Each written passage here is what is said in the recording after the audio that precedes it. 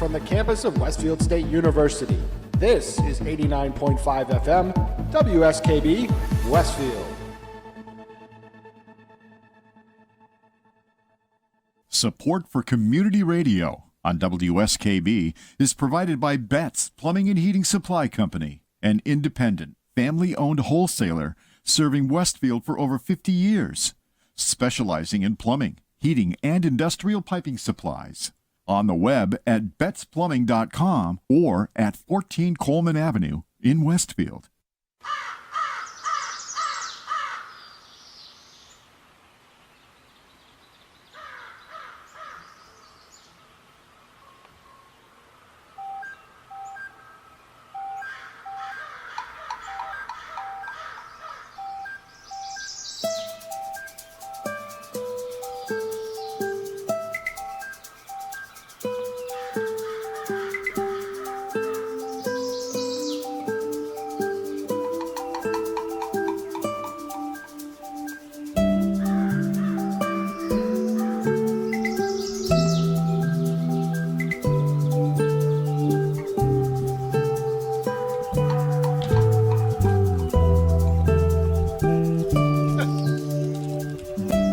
Wow, it is Tuesday morning. Hey, look at us.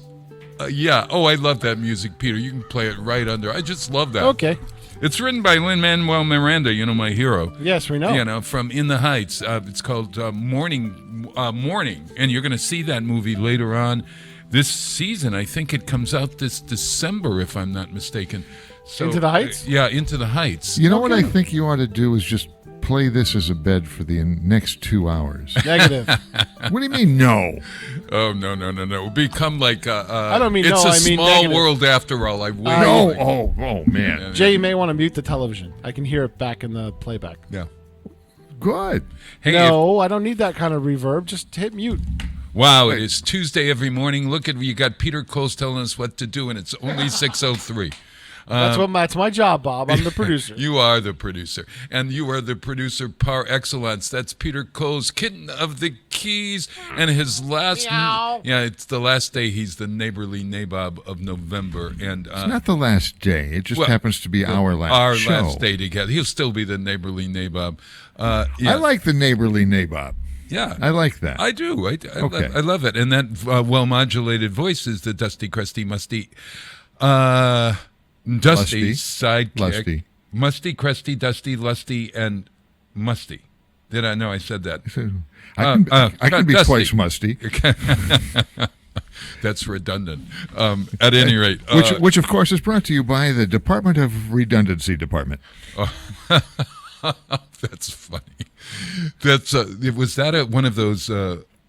what was that guy? The two characters, blank and blank. They had like Frick and Frack? No, they were on Click and Clack. television. They were, and they had a radio series. They Abbott and Costello. No, it's not Abbott and Costello. Burns and Allen. The Slow Talkers of America was one of their things. Boy, I can't. Bob and Ray. Sounds like Bob okay. and Ray. Yeah. That's who it is. Hey, everyone. It is November. It's November 26th, 2019, and counting. It's the Wow Westfield on Weekend show. And if you're watching on Channel 15 or streaming on WSKBTV.org. That's Bob. Yeah, and you can actually see us now.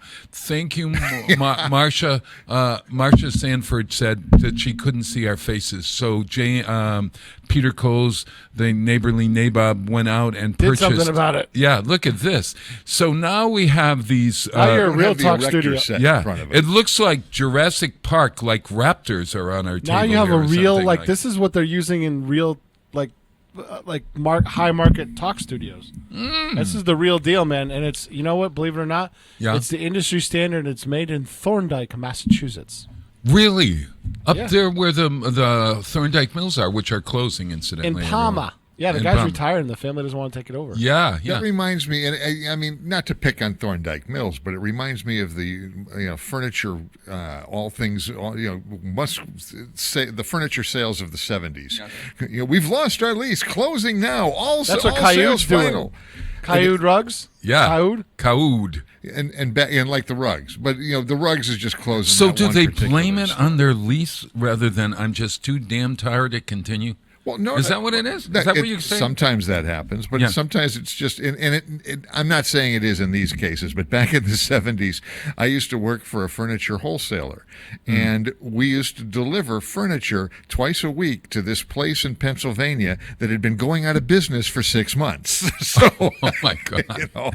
must sell out to the bare walls. Yeah. I mean, it was really hilarious. Yeah, like my final performance of I was at Tucker's the other night, and Karen Anderson said to me, Bob, I thought that you had already finished A Christmas Carol. You had your last performance several years ago, and I just saw a thing that you're appearing here on December 17th for the Kiwanis, and it says Christmas Carol final performance.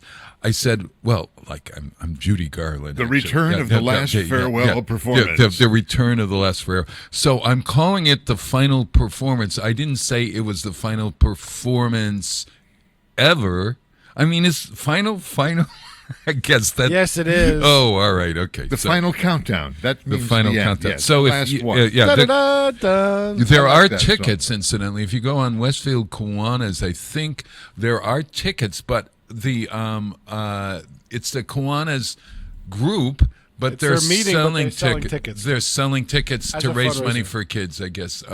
So it's You guess? yeah. So I've got to start thinking about that and casting When it is again. that, by the way? It is December 14th, I think, which is on a Bob, on a you- Thursday night. You won't be mad if I don't go this time, right? Oh, of course not. No, Okay, I've seen it it. changes. Well, it changes Gee, what a every shame. time. We were going to do it at your house, Bob. I almost called my trusty friend, my neighborly nabob Peter, this week because we didn't have television for 4 days, 4 long days. Now, this is because I could not. And you needed entertainment? You wanted him to come and entertain you? I wanted him. I wanted to sit and we just chat about the world and Washington, and I thought that wouldn't Fix make my for- TV. Yeah. So Peter, get this. I lost the Fire Stick. Okay. Okay. How'd you lose it? I walked across the room. That's how I lost it. I think there's a ghost in that room or something. You know. Well, we know that we know there's ghosts ghosts in that house. yeah. But I walked across the room, and I then went back, and I had turned off the TV to maybe go into the kitchen. Then later I came back, and there was no remote. I searched the chairs. I looked all over. Now, if It's a you get, poltergeist. now if you have this one, an Amazon Fire Stick, whatever thing is, you know this. I have 2 of them. Oh well, I might have 2 of them. One of them is someplace in the house. They're tiny and they're not. You know, if you got to keep a hold on it because they can Bob, what you need- slip down someplace. What you need is that you you need don't want. Yeah, huh? a Fire TV, which is a bigger device. It's more robust, and you can't lose it because it sits on top of something. It's like a cube. It's not just a stick. It has more functions. Oh, really? Like Yes, what? more powerful device. It makes me a martini at the right time. You What is wish. it? The really expensive ones, yes. So the entire weekend I said it's going to turn up, and I kept doing my favorite phrase, St. Anthony, something's lost and something's found. Turn around, turn around. What is that? St. Anthony, please help me. St. Anthony, and my middle name is Anthony. My mother named me because I was, I don't know. She thought I was going to be lost in my life for a long while. I was lost, so it was really appropriate. And then I found myself. So I'm going to call him Anthony from now on. So he didn't deliver the goods this time, and I went everywhere. So finally, What'd you do, break down and buy another one? I said I have to, and They're on sale right now, actually, which is not a bad thing. yeah, no, I got $25 off on Amazon TV or something. So, and I couldn't believe it. I was so distraught and wanting to just sit down and watch something on television that I went to Amazon and it said they're going to deliver the next day. Now, this was like at 9 o'clock at night. Amazon is an amazing thing. I don't know how they Amazon do it. now is a full distribution warehouse in Holyoke. Is that where it is? Because It's right over by the mall. Man, The oh old man, At- 5 have o'clock everything. the next day, there it was. It's that in the it? old Atlas Copco building. Is right that on the adding corner of Homestead insult to Ave. injury? Amazons are the cause of mall closures, and now they're setting up right next to a mall. Oh, is that? Yes. You know where Atlas Copco used to be over in Holyoke on Yeah. Homestead Avenue? Yeah. They took over that entire building. That's Oh. a big building. I mean, that's a big building. So what they're doing is they're probably stocking their popular items there for delivery. And they got a fleet of vans. There's got to be at least 50 vans with the Amazon logo on the side of them. Well, it seems. It's unbelievable. So they're the ones that are delivering it. It didn't come from UPS or UPG. No, they're or they're whatever cutting the out heck the it is. middleman and the shipping. They're building their own. man. If Yeah. you go on major highways, you see their trucks with the Amazon logo on the side all over New Jersey and New York. So that means that they're taking over the shipping part of it too. That's a brilliant business strategy. Wow. When you're They're doing taking over that end much, to end. Yeah, end to When you're end. doing that much shipping, I mean, I'm sure they just sat down and looked at, here's what we're paying UPS. It's cheaper Heck, for we them, can, yeah. we can buy a fleet of vans. Yep. You're talking about the remotes and all of like the Alexa box. Mm-hmm. What's the little Alexa box? I got one of those a year ago. Well, that's what I think Peter's Fire talking TV, about. yeah. Yeah, That's it. and I set it up on the mantle, and it's really cool because Mm-hmm. you say, Alexa, play whatever you want to play, or I got Netflix and all of the, some really cool stuff there. Well, every now and then, some commercial comes on the television for Alexa, and it's somebody on the TV saying, Alexa, get me this. Well, guess what my Alexa does? Oh no! Kenny does that all the time. Kenny will just everybody will get quiet and go, Alexa, set an alarm for 11 p.m. Oh no! Oh gosh! Well, get this. So I got. did it say? There's more to the story, you guys. But wait, there's more. More, Bob, but- have you ever had a story there wasn't more to? Yeah. So I open. wait, I, there's so more. so I open up the simple box. I got the box open. Oh, yeah, we're that was still good. on and then it says, and batteries are inside. I said, oh my God, they even sent me the batteries. So great. So then the object was to take the Fire Stick and open it. Now, it has a little groove on the back of the Amazon Fire Stick. Okay, there's a groove that you're supposed to put your thumb in, and then you pull down, and then that opens it, and you can put the batteries in. I pulled down. I couldn't do it for a whole day. Oh, I was, their remote's a pisser nowadays. Oh my God! So what did I do? I went on Google and I said, "How to open the Amazon Fire Stick?" No, that's not a bad thing because I had a pisser open that remote. So I understand. I feel your pain, Bob. Oh my gosh! So I go online, and the person who does the story online, who teaches you how to do it, actually says it is impossible to open. Almost impossible to open, and you've got to put your hand here, and you've got to really press down, etc., etc. I couldn't get the position of the hand, and I was so damn frustrated. So then I bring it to James, who has a short fuse, and Oh, stop it. and he's not yelling at me. And hilarity ensues. He's yelling at modern technology or God or somebody. I don't know. And so I then say, all right, I've got all the time scheme wrong because this happened. This is Monday, so this may have happened in the middle of the week. It wasn't the weekend. Maybe it was sometime during the week. It was a long time when we weren't watching television. So I go to the Staples store, and I bring in my my stick. And you go to the No little way. help desk. Yeah. And so I go to the help desk at the Staples store, and the guy says, well, this is how you do it. He puts his hand here, he puts his palm on top of the thing, and then he goes and he does it, and it's like first shot. Pop. I said, could you teach me how to do that? He's probably done a few of those, Bob. Again, I couldn't get the position of the hands and the palm and all of that business. So I said, you know what I'm going to do? I'm going to put the batteries in this, and I'm not going to put this damn thing on, and we'll see the batteries. That's not a bad idea. No. So Little piece- you want a piece of gaffer yeah, tape? no. So the story goes on. I go back home. I got it all done, and now I try to do the television, Oh, the setup. the setup, and I can't figure it out because on the back of my television, my HD TV, whatever that Life gives. What's the name of the company? LG. LG. Life is good. Life is good. Okay, so it wasn't so good because I turned the television around. There are all these wires all over the place. I'm saying, where do I plug it? It's saying plug it into the HDM2 thing. And I'm looking all over. I can't find the damn thing. Plug it into HDMI 1. So I Alexa, HDMI 1. Yeah. So I called Pete. You know how many TVs right now are being switched? Oh my God. So I then call Whip City.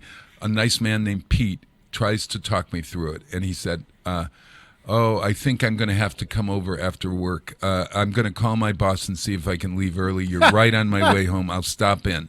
So at 8 o'clock, Peter came over. And Not our Peter. Well, at least Peter got there. Yeah, some Peter got there, yeah. And Peter comes in and he does the whole thing for me. And he said, when I heard you were 74 years old, I said... They feel sorry for you He now? felt sorry. And I don't know whether... And I said, well, last week this week was my birthday week, and I really thank you. This is the best birthday gift. And then James pulls out two $20 bills to give to the guy who's refusing because they don't accept that. But I'm thinking, James, you're giving him $40 for this? Well, it's he said he did You've been a week without television. So Peter was kind and did not accept the money, and I tried to give him an apple or water, and he didn't accept that. He patted the dog and we went off into the sunset, and then we were able to watch our television set. And now it's 6:18 in the morning, and my story is done. And I have all your music downloaded. Isn't that great? Look at that. You stalled just long enough. Oh, my gosh. So that is me, and now I'm back to television. So I didn't have television for like 4 days. So guess what I had to do? Read. What a like good to thing. read. I love to read. By the way, Bob, I was looking in your song list. Yeah. You picked one of the songs that I was going to pick for making the list. Well, now you can. How do you like that? Yeah. Well, I could, Oh, but you you could. hear it twice in the same morning. No, that's all right. Oh, you're That's making the list today? Yeah. Yeah. You're Oh, welcome. man. You want to stay? I wish I could. Yeah. And it's Disney songs, so it's Yeah. a good topic, too. That's exactly right. But that's not the kind of song I'm playing to begin with. This is from our music director in Wisconsin. He emailed the song last week to introduce his, Jeff is not Jeff. What am I saying? Christian Homan. Chris, thank you for being my music director. Here is the song you selected. It's from an album by a group called Party of the Sun. Party of the Sun. And it's an independent folk contemporary rock group. Is that right? Contemporary folk music. And it's a little bit... it's not a little bit rock and roll. It is a little new agey. And it's got this great singing voice, and their album is called Trekkers, which I thought was very appropriate because today Jeanine Queenan is coming in and we're talking travel later on, and so this is perfect. And I thought it was great for the two of us, Jay, because the name of the song is Drifters. We are drifters. We're drifting through the universe. Drifting on this program. This is Party of the Sun, Drifters. Thank you, Wisconsin Music Office.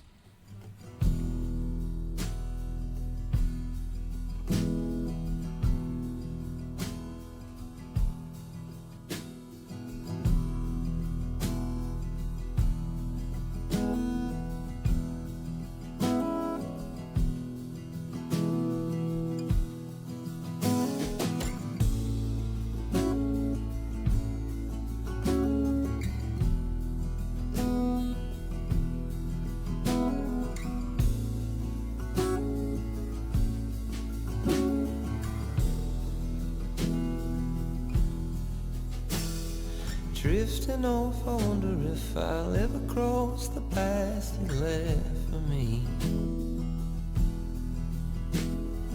Waiting on the last one to come knock me back to my feet. Such a long way down, what a restless way to fall. Standing on solid What's a broken heart mean to you now?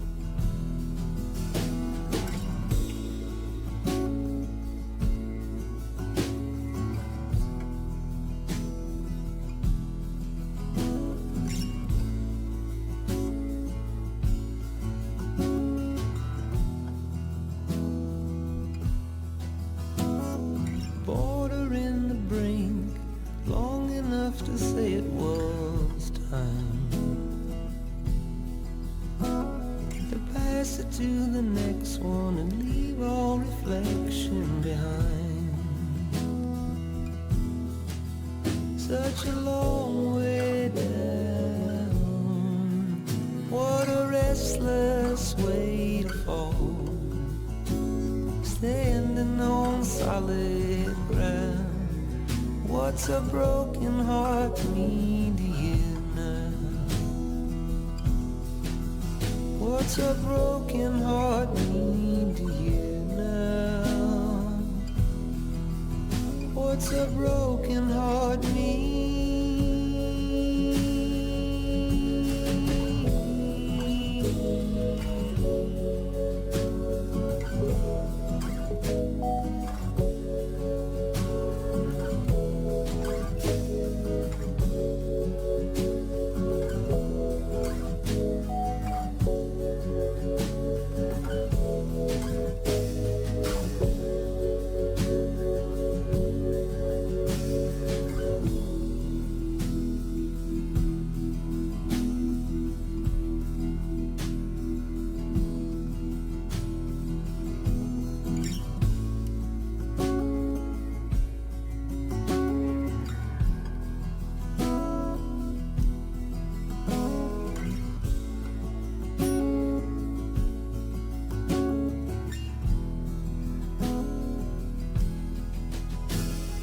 Drifting off, I wonder if I'll ever cross the path you left for me.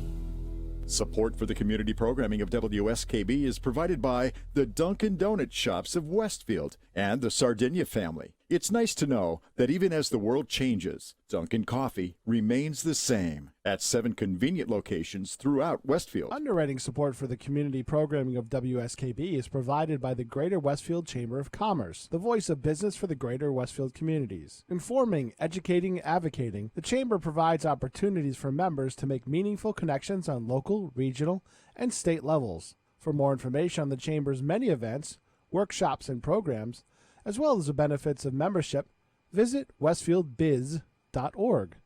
The Chamber focuses on the most important economy, yours. Wednesday mornings from 6 till 8, it's Tina Gorman with Wake Up Wednesday. Community Radio. 89.5 WSKB. Live from Studio 120 at Westfield Technical Academy, this is WCPC Channel 15 and 89.5 FM, WSKB Westfield. Wow, it is Tuesday morning, and it is, I was going to say December. It's almost December. It's November 26th. Will you stop pushing it? Yeah. I mean, I love winter. I love the snow, and I love the mountains, and, but no, just no. I've already seen some snow, guys. I was up in Vermont.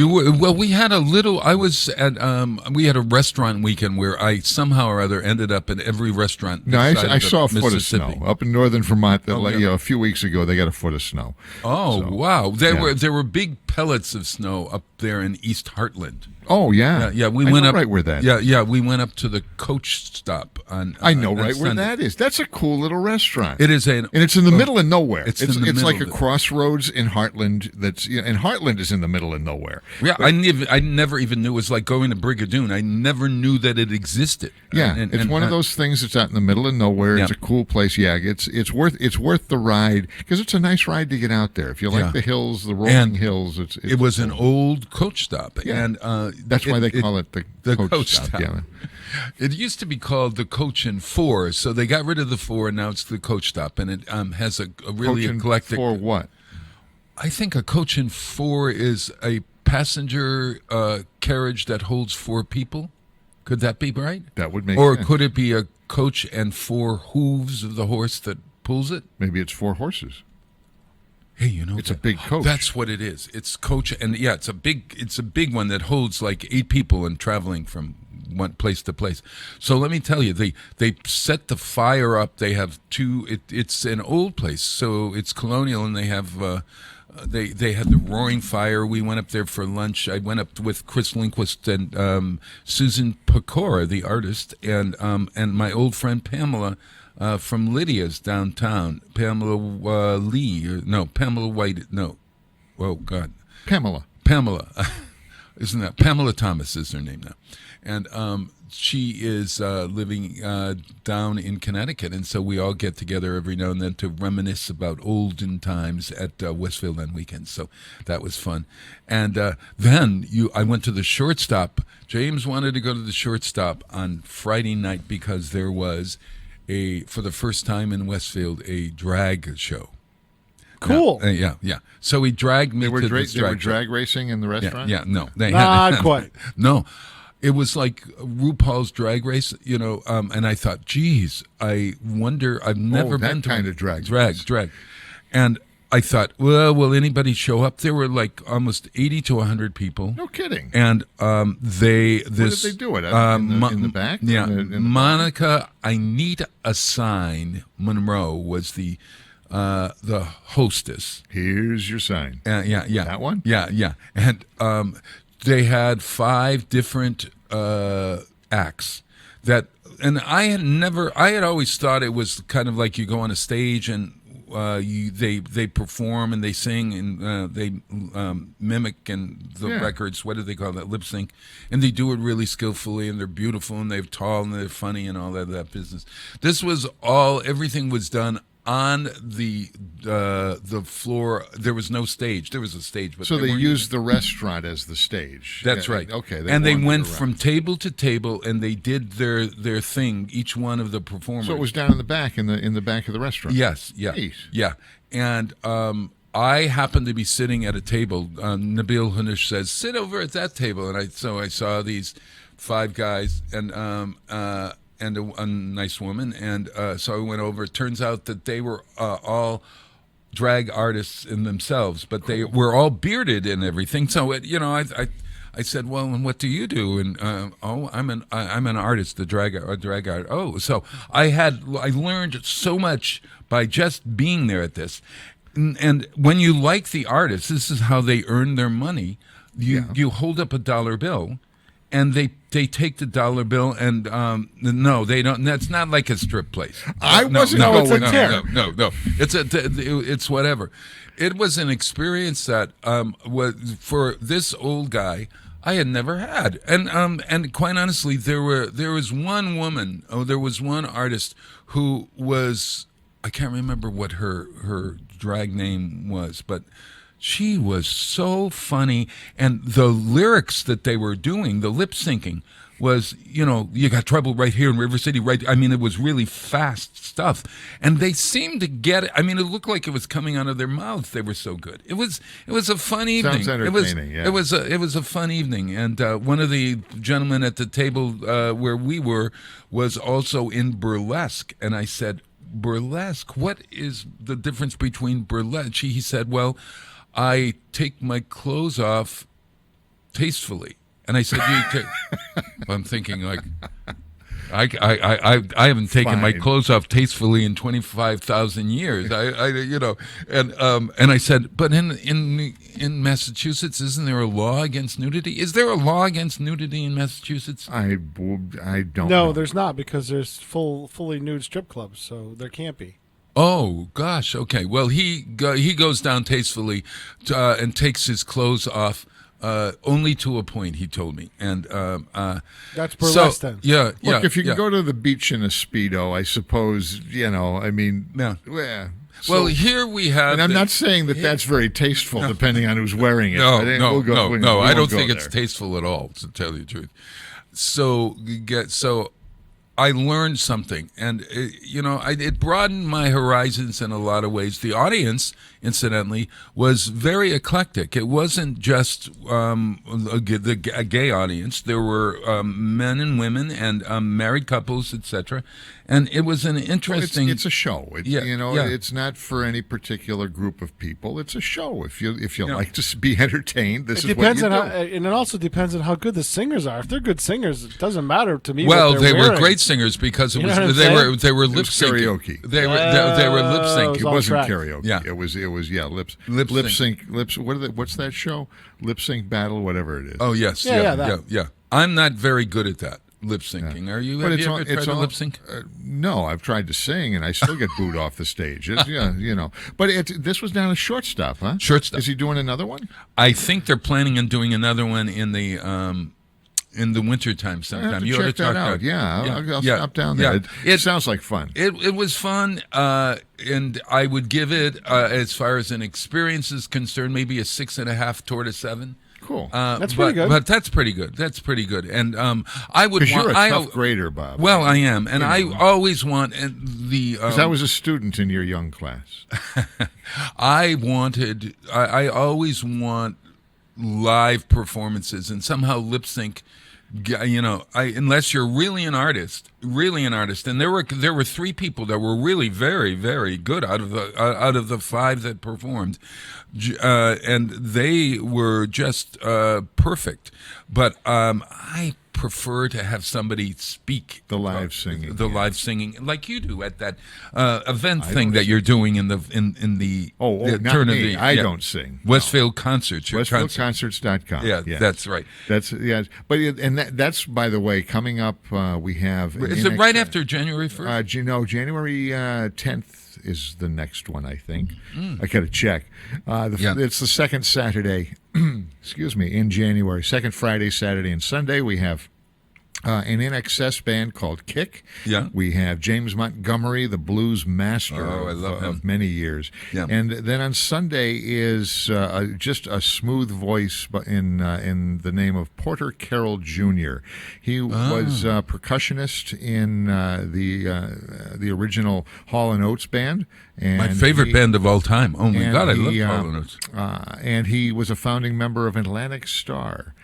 So I'm looking forward to that. And the weekends are it's going to be kind of a cabaret type show. You like cabaret? I love cabaret. I do cabaret. You haven't asked me to do Canoe, Son of Canoe the musical. I don't want the son, the sister, the brother. No. That canoe needs to rest at the bottom. Thank you very much. I've sunk in a ship at 6:33 in the morning. As Peter may have told you, or it came up in conversation, we're doing Making the List on Ken Stomsky's Ken's Den this morning. And Making the List, we go in and we all select songs from our vast music libraries around a theme. And then this theme is very vast in and of itself. Yes, I know. I'm the one that chose the theme because I won the last time. And I don't know how I won. I usually lose in this show. What's the theme? The theme is Disney music. Disney music. Now, I had auditioned a couple of songs that were cut from the Disney movie, but included on the soundtrack. Oh, interesting. Oh, the 10 best songs you've never heard. Disney songs you've never heard. That's interesting.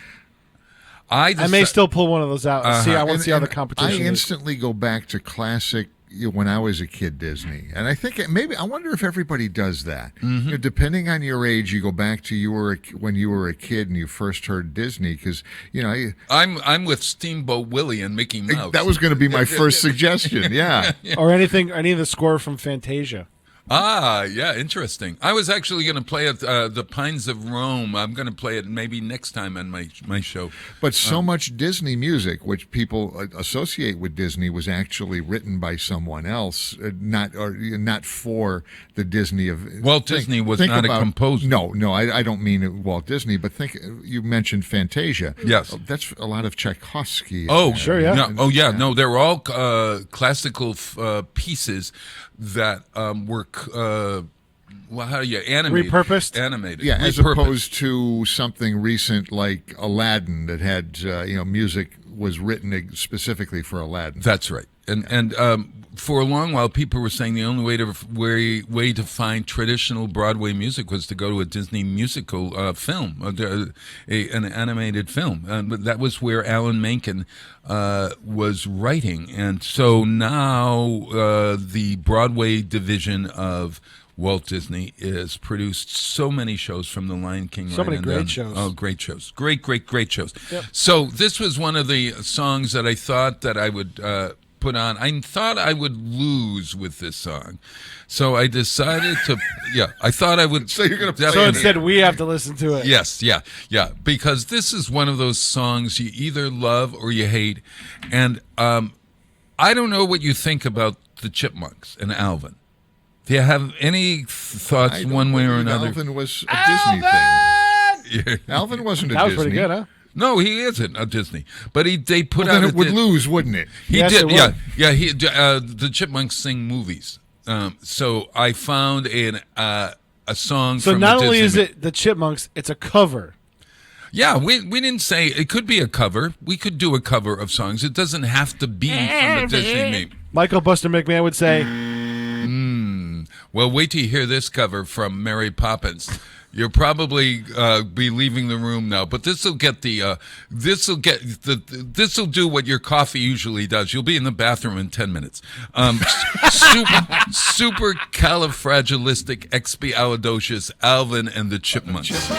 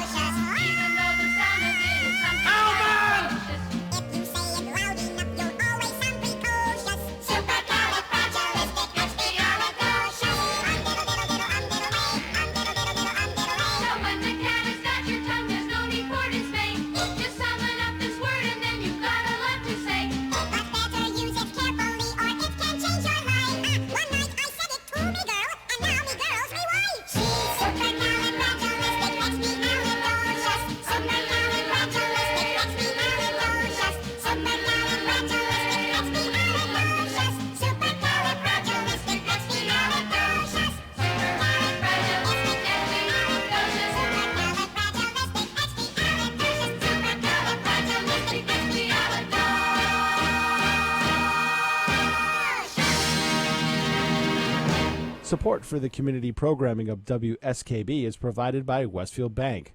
For more than 160 years, Westfield Bank has been an important community presence and commercial leader in the Pioneer Valley, with convenient full banking services in Westfield, West Springfield, East Longmeadow, Agawam, Feeding Hills, Springfield, Southwick, as well as Enfield and Granby, Connecticut. Visit us on the web at westfieldbank.org. Wednesday mornings from 6 till 8, it's Tina Gorman with Wake Up Wednesday. Community Radio. 89.5 WSKB.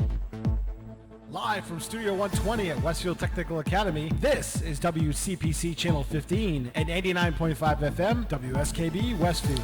Wow, it is Tuesday morning. It is November 26, 2019, and counting. I'm Bob Plass. I'm here with Jay Pagluka, Trusty, Dusty, Lusty, Musty, and Crusty, and Well-Modulated Psychic, and the nabob of November, the neighborly nabob. That's Peter Coles over there. Hey, everybody. Morning. So would I have won with supercalifragilisticexpialidocious? On one condition. No, don't be so quick with that buzzer. Yeah, I'm going to give him an opportunity. Yeah. You will get a high score from me if you can spell supercalifragilisticexpialidocious. Oh, I can do this easy.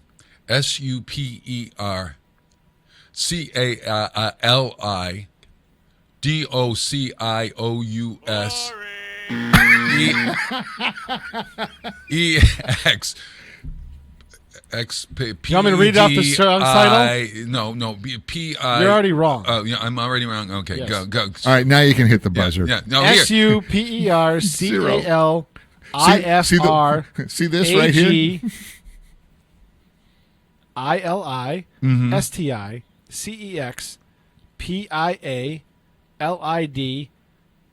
ILISTICPIALIDOCIOUS. Oh my God, there are 20, Right there. 28 Right there. letters. Yeah. And still- zero. Yeah. Mary Travers, who wrote the book for Mary Poppins, and the Sherman brothers were writing the music for Mary Poppins, and they came up with supercalifragilistic, and she said, "What is that?" And they said, "That's the word that Mary Poppins teaches the children," and she said, "That's not in the book." Supercalifragilistic, and she was determined that they would not put it in the movie, and they finally either convinced her or did it against her will. But supercalifragilisticexpialidocious, It's an iconic song. Yeah, was created by the Sherman brothers. It's not in any Mary Poppins book, and M.L. Travers is now rolling in her grave, thinking that it's been done and done. So not only did you annoy the writer of Mary Poppins, you get a zero. I'm getting a zero. You got a zero. Oh Yes. my! Peter, would you have given me a zero? Yeah, because that was the only way you're gonna like it. It's like the worst of all things because it's a remake, and it's a song that's like drives me nuts, anyways. So And then I added the chipmunk to it. yeah, that's what I'm and- saying. It's a and- remake, and it's a remake from a chipmunk, and you couldn't spell it. So. If Susan Boyle had done it or Andrea Bocelli, do you think you would have changed it, brought it up a No, little because high? it doesn't fit either one of those performers. Oh, okay. It's not even close. All right.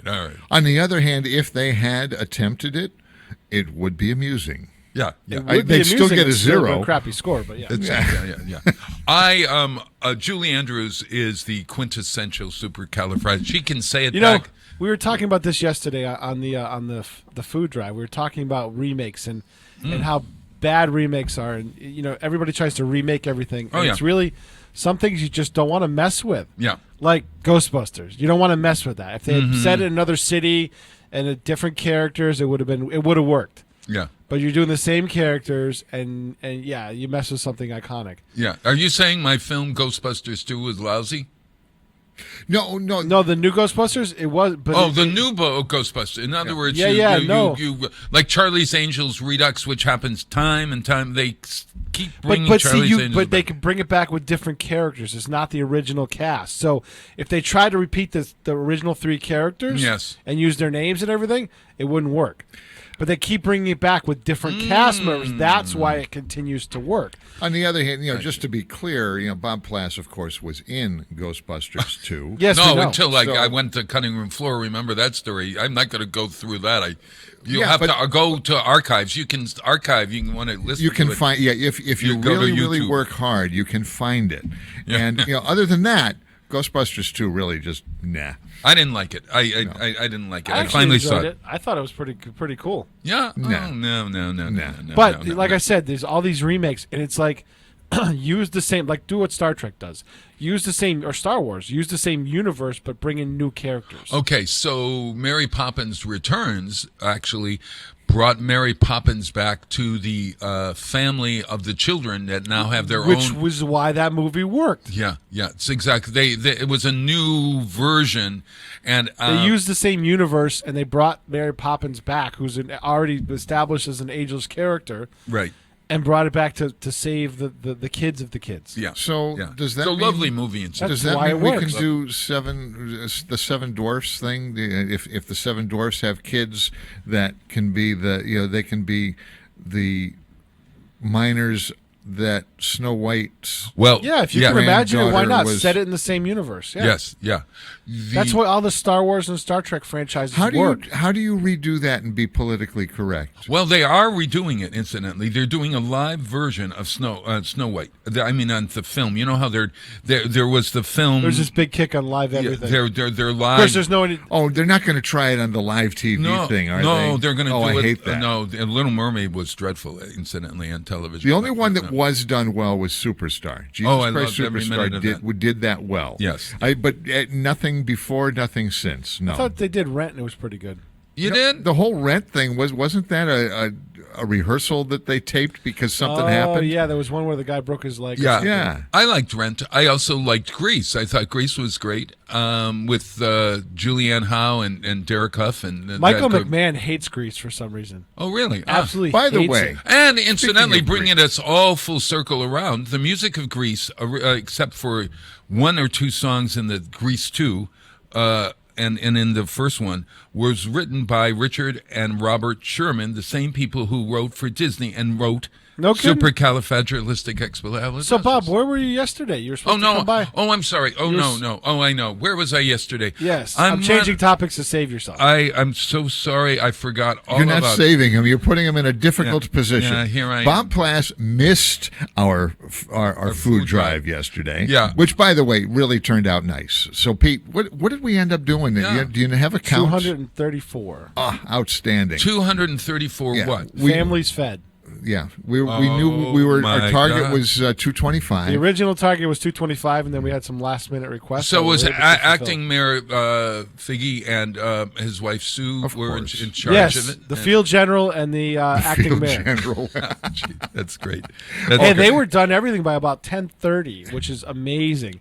It Wow. was such a well-oiled machine. They got a lot done on Friday, and everything was already distributed by about 10:30, and people were relaxing while we were doing the super flow. wonderful. Superflow? Well, Yes. I was working she's on now- Zap, Chris, Rob, and Joe. Superflow. Oh, I thought. No, never mind. I and won't Tina go there. Gorman joined them, too. Oh, cool. terrific. That's cool. I would have gladly done it, but I'm 2 weeks out from the Lantern Parade, the Lantern Workshop, the We know you house had a- tour, and the You're Tree Ryan and Jubilee Kelly. opens this weekend. Everybody, the Right. Tree Jubilee. Tree Jubilee is this weekend. Well, it's and next and weekend, it runs for 1 week, right? 5 days. So tell Yeah, yeah. us a little. No, What is that? What can we do to find out more about that? The trees are up. The trees are beautiful, and they're up, and they are. And where are they? They are in the Renova building at Wow Creative Arts Center. Right down on Elm Street. Yeah. What's the address there? It's 105 Elm Street, and it's open on Friday. I think it's 11 to 4 Friday, and then 10 to 4 the rest of the times. It is Friday, Saturday, and Sunday this weekend, and then the following Saturday and Sunday. And you buy tickets for these trees. The trees have all kinds of goodies on them. The People's Bank tree, for instance, has like $400 worth of stuff. It's a money tree?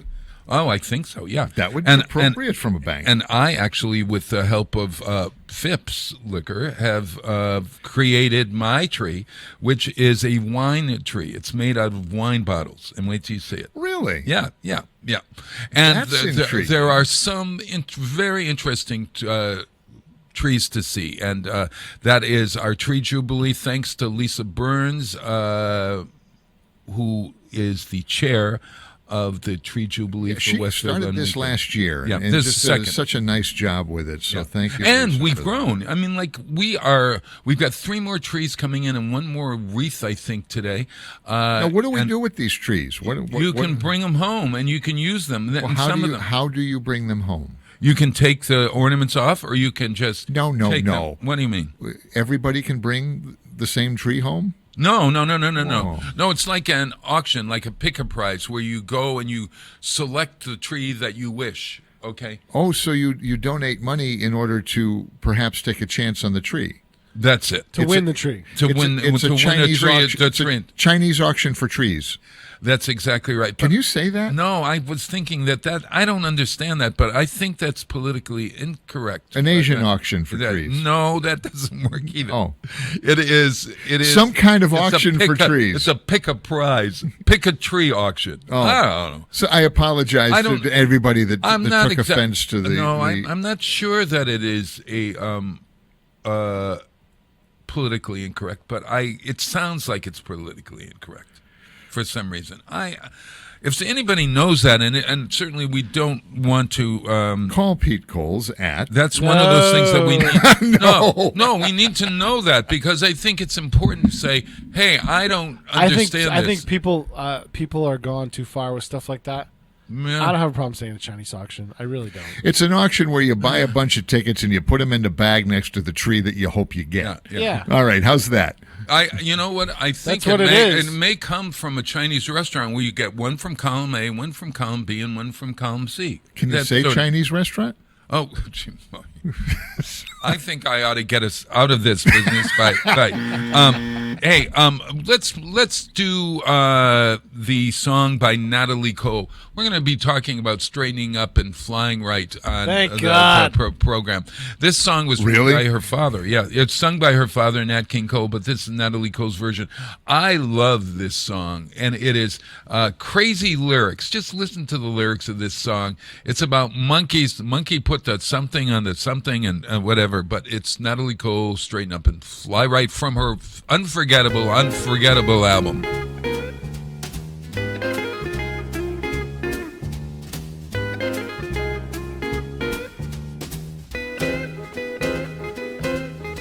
A buzzer took a monkey for a ride in the air.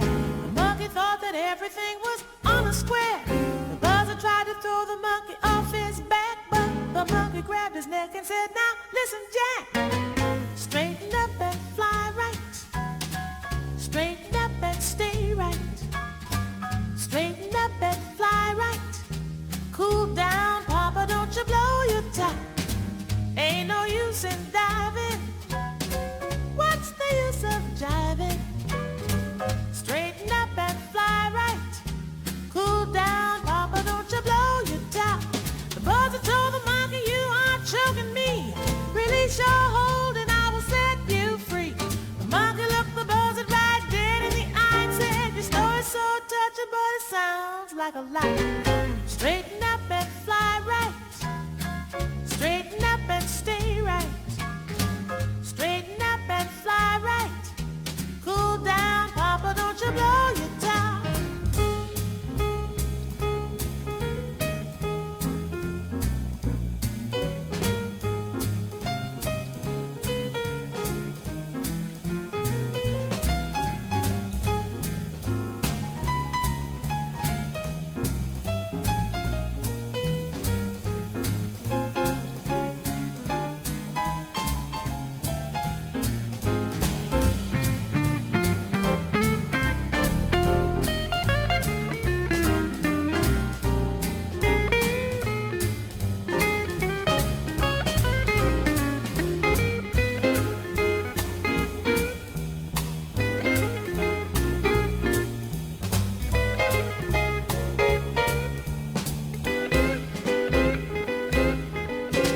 Straighten up and fly right. Straighten up and stay right. Straighten up and fly right. Cool down, Papa, don't you blow your top. Ain't no use in diving. What's the use of jiving? You better straighten up and fly right. Cool down, Papa, don't you blow your top. Fly right. Underwriting support for the community programming of WSKB is provided by the Greater Westfield Chamber of Commerce, the voice of business for the Greater Westfield communities. Informing, educating, advocating, the Chamber provides opportunities for members to make meaningful connections on local, regional, and state levels. For more information on the Chamber's many events, workshops, and programs, as well as the benefits of membership, visit westfieldbiz.org. The Chamber focuses on the most important economy, yours. Wednesday mornings from 6 till 8, it's Tina Gorman with Wake Up Wednesday. Community Radio. 89.5 WSKB. Live from Studio 120 at Westfield Technical Academy, this is WCPC Channel 15 and 89.5 FM, WSKB Westfield. Wow, it is Tuesday morning. It is November 26, 2019. It's Thanksgiving week, isn't it? Yes. Yeah. That was It's all of that. Yeah. I was so taken. I'm working on the Lantern Parade because This is the only week I can tell you to get stuffed and get away with it. Yes. I was having the a taxidermy Thanksgiving dinner. Yeah. I was having a Thanksgiving dinner with my family, and somehow or other, my sister and my brother-in-law are not able to come. And then our lovely friend Ratika is not able to come. So we now are down to 7 or 8 people. Peter, And, that means there's room for you. There is, because I ordered a 20-pound turkey. And so You are a 20-pound turkey? I You am. ordered. Well, I am. I'm a 250-pound turkey. You are 250 pounds. No, you're not 250 pounds. Close are you? enough. Yeah. I'm over I'm 200 all that pounds. in a bag of chips. Oh, stop that. You're all handsome and hearty and hale. You were as is mentioning- my turkey, which I'm going to. This is what I'm going to do. I'm going to do something very special to that turkey this year that I haven't done before. I'm Take going it to out on a season it. No, I'm going to take it out of date. 'Tis the season. I'm gonna season it with stuff the day or the night before. So tomorrow night, So you're going to marinate it. but I'm not really gonna marinate it. I'm just gonna put the salt, the powder, all that stuff, and then I'm doing a sage butter. And I'm buttering. I'm taking the sage, compound butter. and I'm cutting up the sage, Yeah. The fresh sage, and I'm combining it with butter, and then I'm taking under the skin, like you put your hands under the skin. Oh, yeah. and Good you base go to as put far. a fat in there, yeah. Yeah, and you go like that and that. That just sounds kind of ew. No, actually, it's really tasty. Yeah, it is. It keeps the meat really moist. Yeah, if you do it that way, yeah. And then I'm going to baste it every 20 minutes with honey and honey. Oh, and there's something else too. turkey. Honey and chicken It's stock. like honey ham. Yeah, Only something turkey. like that. Yeah, I saw the recipe on that show, the Food Kitchen, or on the Food Network, or what the heck is it called? The Kitchen, it's called. Yeah, on the Food Network. It's a They- show on the Food Network. Yeah. And so they did it, and I haven't taken it down. I'm doing it from memory, and God help the folks around my table. So are you cooking? Well, Thanksgiving is kind of weird for us. My mom started a tradition that the week before Thanksgiving, the Sunday before Thanksgiving, we would all go up to Maine and have dinner up there. You know, the whole family would get together. Yeah. And that has turned out to be a fun thing because we avoid traffic. So think about that. Wait a minute. Because if I've got to travel Thanksgiving Day and then come home, it's a real pain. Yeah. So if we go the weekend before and see all of our friends and family the Sunday before Thanksgiving and then we're home, well, now we're done with Thanksgiving and we can relax and watch the football game that no one wants to watch. Smart. That is Yeah. a smart. So that's what we do. So that thanks to my mom for doing that. Uh-huh. And I think this year actually my daughter couldn't make it up for the usual unusual Thanksgiving dinner that we have before Thanksgiving. So we're gonna take her out, her and her boyfriend out on Thursday and have a little dinner at a local restaurant. So that's kind of cool. Wonderful. You know where we were Janine Queenan has joined us. She's a travel guru. Traveling on Thanksgiving is a Steak. Is it a mistake? And this from a travel agent. And this from a travel agent. I love that. No, it is. That is so true, isn't it? Yeah. Actually, Thanksgiving is okay. It's Wednesday and Sunday that are the worst days. So if you don't want to Wrap travel around on Wednesday, come on down to Simsbury, a little pub called the Old Well. I'm going to be there with some friends of mine, the Streetlight Shakers. It's a little 3-piece band, and I'm Where helping is them this out. in Simsbury? Right down in called the Old Well. It's right off It's the main right. Is it street. near Abigail's down there? I can't remember. It's just What off day the is main that? street. Wednesday night. Oh, see, The I'm gonna be- Wednesday I'm gonna the be at night fort. before. The night Wednesday night before Thanksgiving. Oh, yeah, and you're going to the fort, Peter? Yeah. But the night. What Our is boys it? Trailer Trash are playing out in the courtyard there. Yeah, at the It's fort. going to be rainy. At the fort. Does the It is fort have going an So outside? yes, they have the normally it's the valet parking lot. and she's probably not plugged in, Jay. You forgot to plug her in. No one told me to plug her in. You said plug Bob in. If you follow that cord all the way to the end. Just pull it back, and there should be a cord hanging off your little mic. This is great radio, everyone, and great television if you're watching us on Channel 15. Watching Janine plug in herself here. What the heck is this? Plug it into the mic boom, Jay. Don't plug it into the back of the thing. Oh, there we are. We have these new mics that you can see our faces now. Yes. God help you, although it's a nice face over the Carole King hair face of Janine Queenan. Right. What? Jay, what are you... Did you get anybody coming up to you and saying you are the Carole King of this neighborhood? No. After our last discussion. She is Carole King hair, everyone. It's beautiful hair. Thank you. Yeah. But so are you cooking? What do you do? What does a travel agent do for Thanksgiving? And you get on the road. They're smart and they go away and somebody else takes care of it. You know what? I don't. My family comes to me. And that was decided a long time ago because, when we were first married, we used to just try to see everyone. Yeah. And then when we had kids, we said, okay, enough's enough. You have to come to us. So that works out. And then I travel on Christmas. So. Oh, you're traveling Christmas. Yes. Now, we are actually, James and I are traveling on Christmas, like really traveling. We're Christmas morning, we're going to Wisconsin. Oh, wow. That's not a bad idea to fly on Christmas. To fly on the holiday is actually smart. If your family on the other side, your friends on the other side, if they don't mind you arriving late for dinner, then that's fine. Oh, but, yeah. No. Well, we're gives flying. You flexibility. We got there's an 8:30 flight, so we'll be there. We'll be in Kenosha by 12 noon on Thanksgiving. It's perfect because the dinner isn't being served until 2. Right. I'm trying to get past this family on the other side thing. We were talking about the poltergeists and all the family on the other side. Where are you really going? With Bob, though, all I can see is in traveling on Christmas Day and trying to make it with a deadline is planes, trains, and automobiles. Oh, this is so true. So true. Make sure you have a rental car backed up, Bob. Although it's smart to fly really early. Your best bet on a holiday is being on the first flight out. Is that right? Because and it's also the cheapest, actually.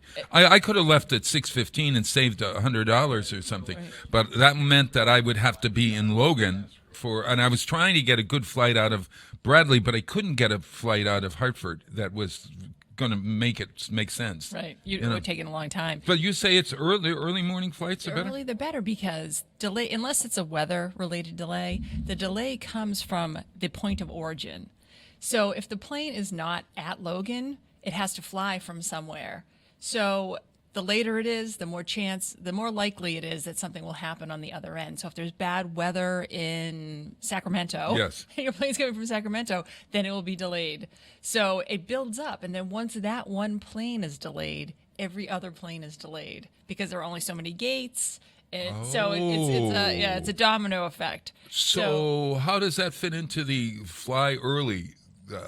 Theory. Because if you take the first flight out, you are at the origin of the plane. So the plane is already there. Most likely, it came the night before and dropped off passengers, so it's at Logan in the morning. So you don't have to worry about it arriving. This makes so much sense. Yeah. So when you get there are a few planes that are at gates. Those are the first flights out in the morning. Yes, yeah. James and you'll get arrested crew and everything else. Yeah, exactly. James and I missed a flight once, and we've missed it several times. So it's usually I'm driving to the place that we get the plane. But one of those times, we were flying at night. It was like maybe the 6:30 flight or whatever, and we missed the flight. And they said, "You can't get on a plane until tomorrow morning." So the question was, what do we do? Do we leave the airport? We were at Bradley at this time. Do we leave the airport or do we go home? Right. So we made the mistake of saying we are going to stay in the airport. That is a mistake. And so I thought that the airport, everything was open. I said, we'll go and we'll sit in the lounge. We'll have drinks and maybe we'll eat and then we'll go and we'll find a chair and we'll fall asleep. Well, everything sort of was getting closed up and there was no one there. And then they kicked us out of the main part and we were only in the peripheral part of the airport. And the only thing we could find, I found these, you'll see them at Bradley, they're lovely. They're rocking chairs, these white rocking chairs. You've seen those down there. And so I took one rocking chair and James took another rocking chair, and we tried to sleep on that thing. It was so, Planes, we were there trains, and so, automobiles. so yeah, we were there so early that I had to lift my feet for the cleaner. When the cleaner came by to clean the aisle, it was a horrendous decision for us to stay overnight in the airport. Yeah, staying in the airport's tough. You know, there's a hotel directly adjacent to the airport, Bob, that you could have rented Could we a room. Could we have walked there? Yes. It's actually part of the terminal. Is that right? You can get to it from the terminal. Oh my God! Well, I don't. In a pinch, Bob. Those the wonderful things you can find those near airports. Well, that happened to us because we missed the flight in Amsterdam because James left our. Were we in Amsterdam? Yeah, we were in Amsterdam.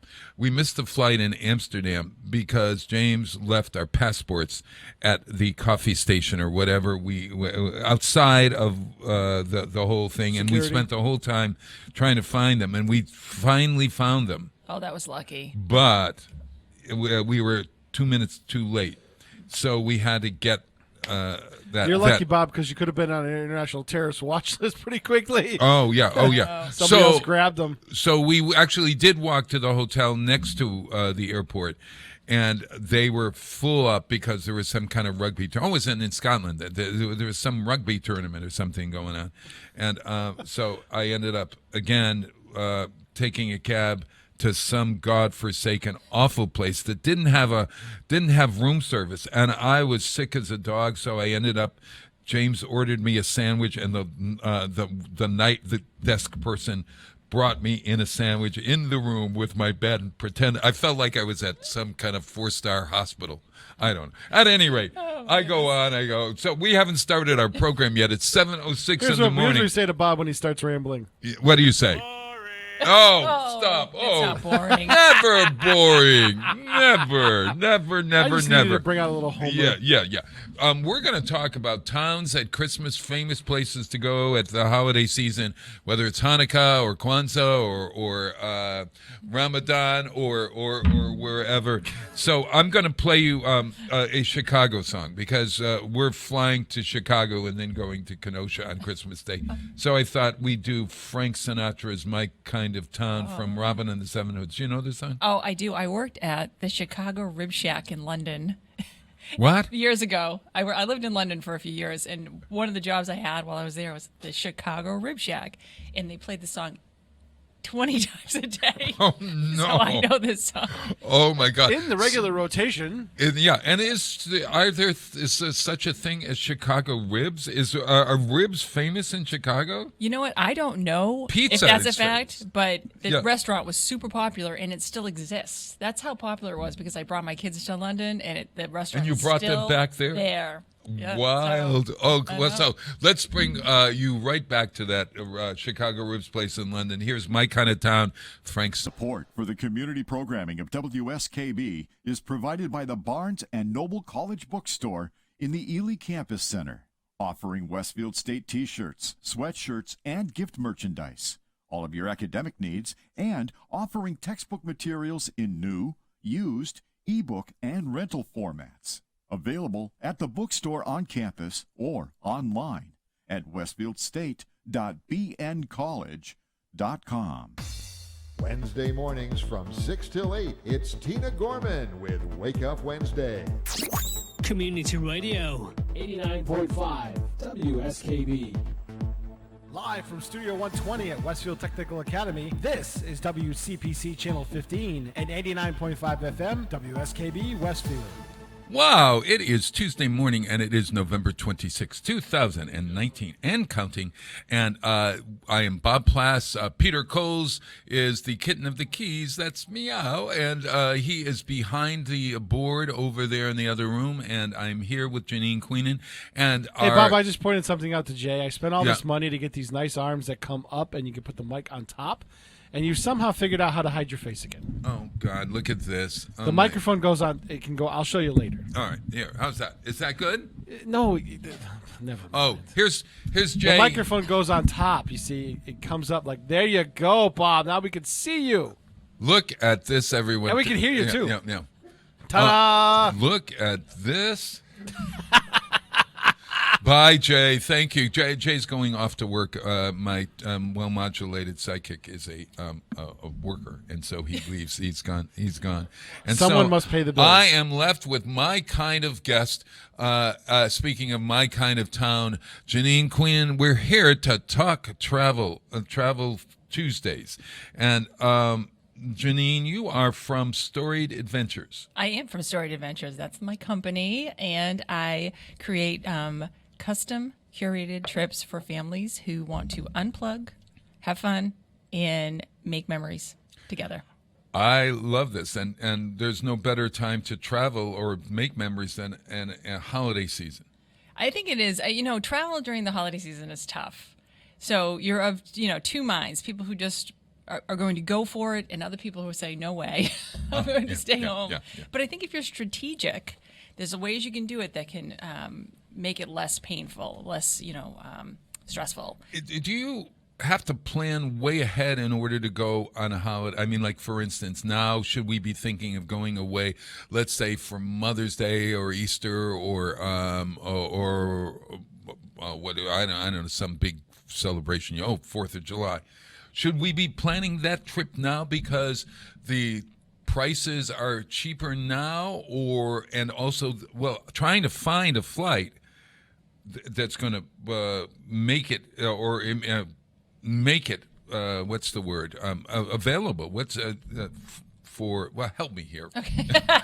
Just help me. I'll just sip my coffee. You talk. So if you want to travel on a real holiday, something that everybody does, planning ahead is super important because you'll have a better chance to get the flight that you want. There'll be more options.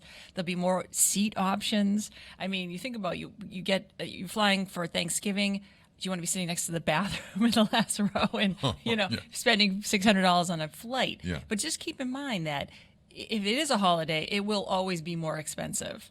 Unless you fly the budget, bare bones, which we've talked about before, and I'm not a huge fan of. Yeah. But if you can deal with that, if you don't have a problem with that, you don't have a problem having luggage or anything, or any kind of comforts, you will be paying a premium price during the holidays. If you just want to plan a vacation, a family vacation. Will that price be, for instance, for me to purchase something for July 4th of next year? Would that price be cheap now, but because it's July 4th, would it always be at a higher level because it's a holiday? Most likely. The airlines, everyone thinks that they know the formula for why airlines charge what they charge. I don't think there is one. I think it's totally random. I think they probably have an algorithm. It depends on how many people look at the site, and I think some guy woke up on the wrong side of the bed, so everything goes up this morning. But one thing is for certain: if there's demand, the price will go up for sure. And the longer out that you book a flight, it will be less expensive, and the closer you get to the date, it's more expensive. It just is how it works. So if you have to go, I don't know if you've ever had to fly like really last minute. Oh yeah. You pay a premium. Oh, that's the old supply and demand, right? Because as you get closer, there's less supply. Yeah. Exactly. Yeah. Exactly. I often wondered if the airlines airlines had something that if indeed you had an emergency and you needed to go someplace really quick, that there would be this compassion that would come and say, hey, we'll help you to get there, and you don't have to spend an arm and a leg. Is there such a thing? There's supposed to be. Compassionate travel? There is supposed to be. But I honestly, I've never had to use it, luckily. Compassionate Airlines. Doesn't that sound like you'd want to go on that trip? Yeah, it's a myth. They bring you a the bippy. Myth of Compassionate Airlines. Yeah. But supposedly they do have compassionate. I don't know what they call it exactly, but I'm sure that each airline has its own policy. But unless you really face something like that, I guess you won't know until you know. Yeah. Traveling, we were saying, on holidays. Where would you go? And is it too late now to plan something for me in the area of a holiday? Let's say at Christmas time, it's a couple of weeks out. Where could I go, and how could I go there? You could still find something. It would be super expensive, I'll be honest with you. Mm-hmm. I recently was trying to help a family get to Costa Rica, just in the last few weeks, and it was really out of range. I mean, the cost to go. You have a lot of higher end properties available. Stuff that's more mid range is booked. And then, of course, getting the flights. It was very, very expensive, and I think you'll find that. But there is availability, in the Caribbean and Mexico if you wanted to go someplace warm. But it'll be more expensive than a different time. I would suppose that the best thing to do would be to get on a bus or a train. Maybe not a bus, because sometimes the bus terminal can be worse than the airport. I used to travel by bus from New York City back up here for holidays. And I thought there was nothing worse. I'd rather have a root canal every hour of the day than be in Port Authority on one of those days trying to buy my tickets. Oh, that's the other thing. Buy my tickets for bus ahead was a thing I learned. I would go in, finally, after dealing with all of these lines, to, if you're going to do a bus or a train, to get them ahead, or online now, I suppose, is the way to do it. Absolutely. You'll save time and it'll be less stressful. And they do sell out. I just went down to New York City for something a week and a half ago, and I had not taken the train for a long time. And I was in Grand Central Station looking around saying, it's madness in here. Like everyone's running, and it's crazy. It's so much more stressful than the airport, I thought, because trains, they don't sit there for that long, so you have to be there.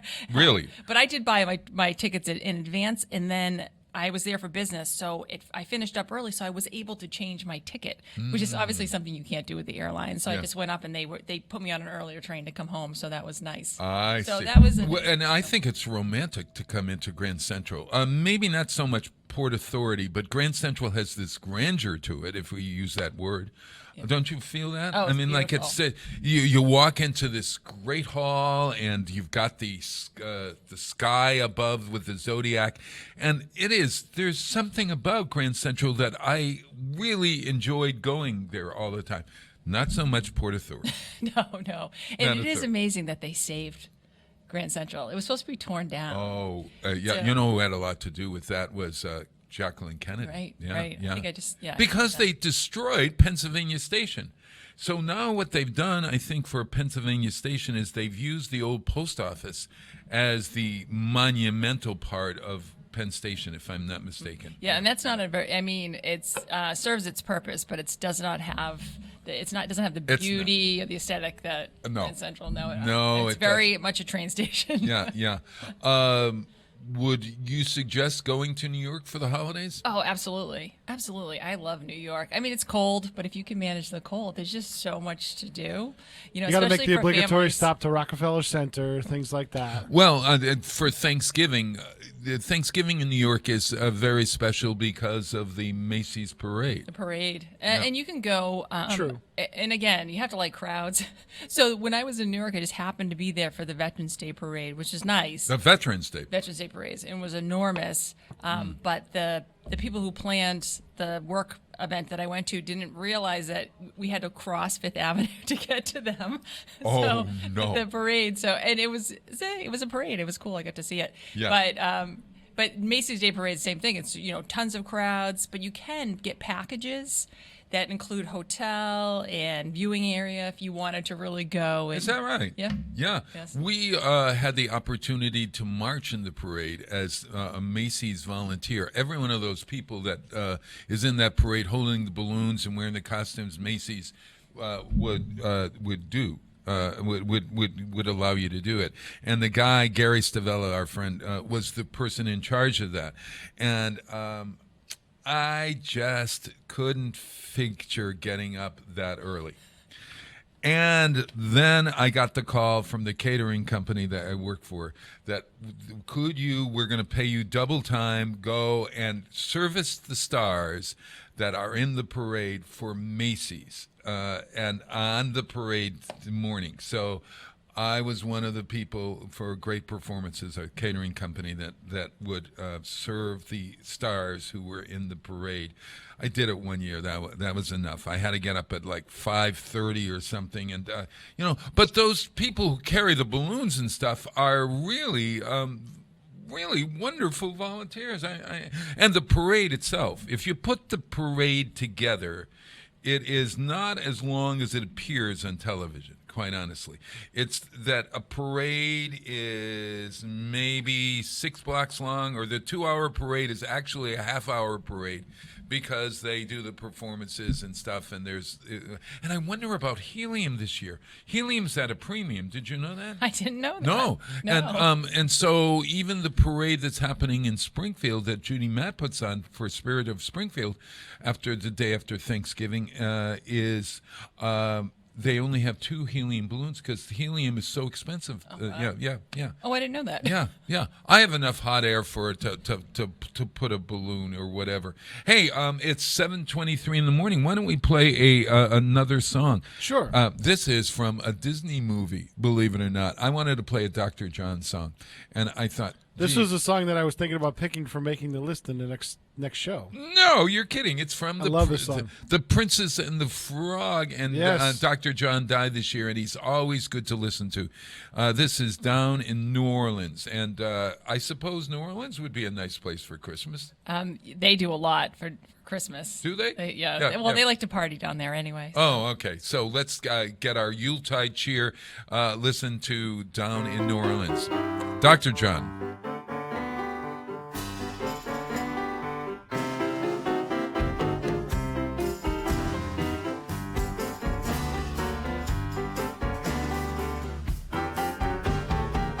In the Southland, there's a city way down on the river where the women are very pretty and all the men deliver. They got music, it's always playing. Start in the daytime, go all through the night. When you hear that music playing, hear what I'm saying, it make you feel alright. Grab somebody, come on down. Bring your paintbrush, we painting the town. Oh, there's some sweetness going round. Catch it down in New Orleans.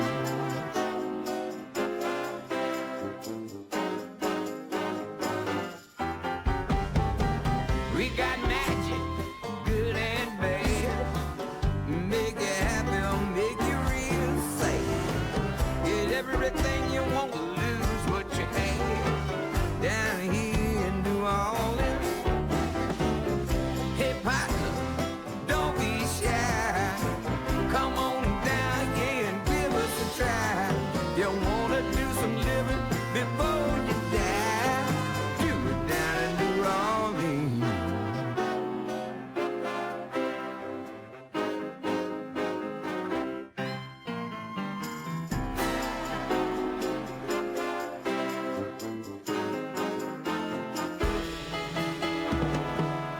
Stately homes and mansions of the sugar barons and the cotton kings. Rich people, poor people, all got dreams. Dreams do come true in New Orleans. Support for community radio on WSKB is provided by Betts Plumbing and Heating Supply Company, an independent, family-owned wholesaler serving Westfield for over 50 years, specializing in plumbing, heating, and industrial piping supplies. On the web at bettsplumbing.com or at 14 Coleman Avenue in Westfield. Wednesday mornings from 6 till 8, it's Tina Gorman with Wake Up Wednesday. Community Radio. 89.5 WSKB. Live from Studio 120 at Westfield Technical Academy, this is WCPC Channel 15 and 89.5 FM, WSKB Westfield. Wow, it's Tuesday morning. It is November 26, 2019 and counting. That was Pete Coles behind the board. And here we have Janine Queenan, who is who's wearing her travel tiara here today. Talking travel. Yeah. You also have that middle-aged maven thing. Midlife, Bob. What is it? Midlife. Midlife. Oh, is that different than middle-aged? Is it? Bob just doesn't know what he says. He really doesn't. He means well. It just comes out. What is the difference between middle-aged and mid? Nothing, really. No. I'm rubbing salt into the wound here. It's called Messy Middle Road Trip. It's a podcast for women who want to live their best life after 40. So we get to talk to all sorts of amazing people, like really cool, interesting women who have either reinvented themselves in midlife or had a really serious challenge that they overcame, something that a good story. I mean, that's what it's all about. We like good stories, and that's what we hope we tell on our podcast. Interesting that Chelsea and Hillary Clinton were on. They've written a book about gutsy. It's called Gutsy Women. Mm-hmm. They were not on my podcast, to be clear. Oh, you might get them. Reach out because they make a really good interview, and they've chosen the gutsy women that they know, and they've interviewed lots of telling the stories.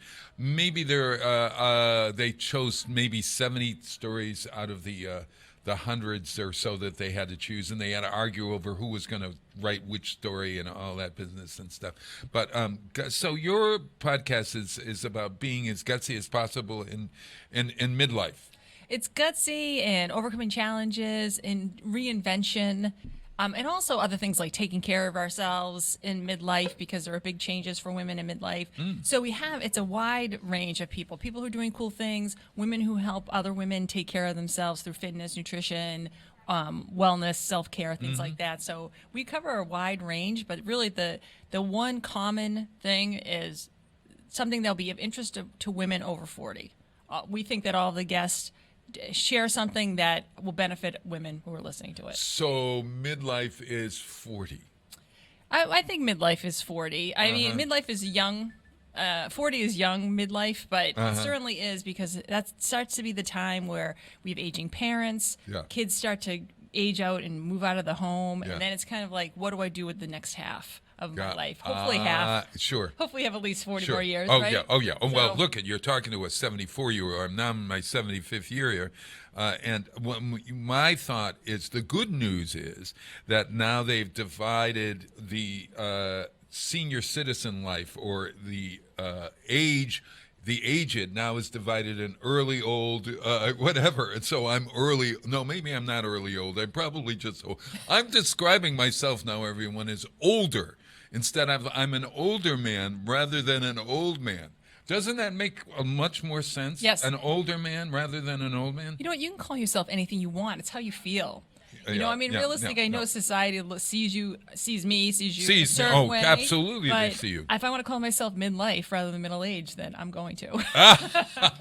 That's good. Midlife, but I couldn't call myself end life. No. What would we? No, it's better to just be older. I guess. Older. Well, I think middle age. You think about middle age as old. I don't know. Maybe because it's always way it's always been portrayed in the media and television, things like that. Midlife sounds like you still, you have a lot going on. Is travel a part of being a midlifer?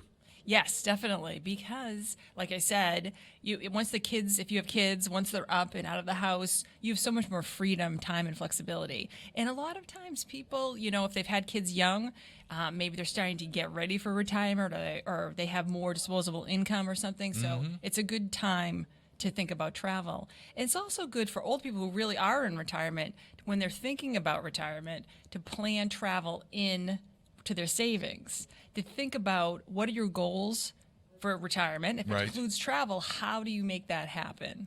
So as you plan, because say you want to be able to take 1 or 2 trips a year, what will that cost, and how do you account for that?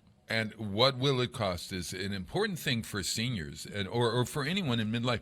I'm thinking that as the kids move out and have their own lives and have their own in-laws places to go for holidays, sometimes people don't have a place to go on a holiday.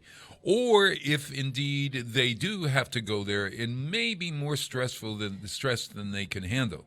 So what better time to go on a vacation than we're finding that actually, but James and I don't tell anybody, as we told everyone today, are going away at Christmas. And I said, this is going to save us dough. Number one, we're not going to have to cook the turkey dinner or whatever dinner I'm serving at Christmas. I'm not going to have to buy the bigger gifts because we buy for everyone in the place, and so there's nobody in the place now, so we're going to choose. If you get a gift, you're really something from me, but that sort of thing. And it's sort of exciting to me to go away for a holiday. So if I chose to go to New York City, let's say, what would you tell me to do in New York City over the holiday time? Well, there's so much to do, of course. Shows and plenty of places to eat, and there's lots of those pop-up markets. Kind of like it's kind of imitating the Christmas markets of Europe that you can go with vendors and. We did that once, and it was in Bryant Square, right behind the library. They build this market that's unbelievable, and you can sit there and drink outdoors and eat outdoors. I mean, they make it so that even though it's cold, you've got these heaters that keep you going. Right, and there's ice skating there too. So something there yes, too. yeah. And there were a few. There's one at Grand Central Terminal, and there's one at Columbus Circle. One in Union Square. There are probably more than that. And I would say Bryant Park for is sure. the one I know. A big one, and they last through the holidays. Some of them go into January. But that, I love that. Yeah, And there was one in Boston a few years ago, and they didn't put it up last year because they were doing construction in City Hall. And I haven't checked to see if it's open this year, but if it is, go, because it must be probably an imitation of Bryant Square, but it has ice skating, and it has just dozens and dozens of these cutest little houses that with artisans and people selling their wares, food and drink and a beer garden and all of that. It's really fun right outside of City Hall, on City Hall Plaza in Boston. Oh, wow.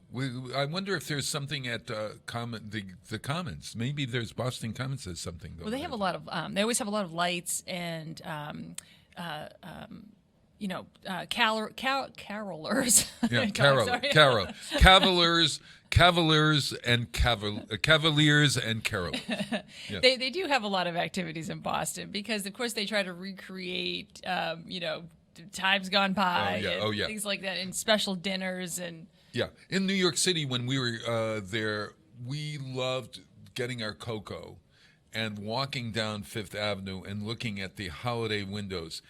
Barney's, I don't think, is there any longer, but there were some stores that had these unique windows. I wonder if that still happens. It does still happen.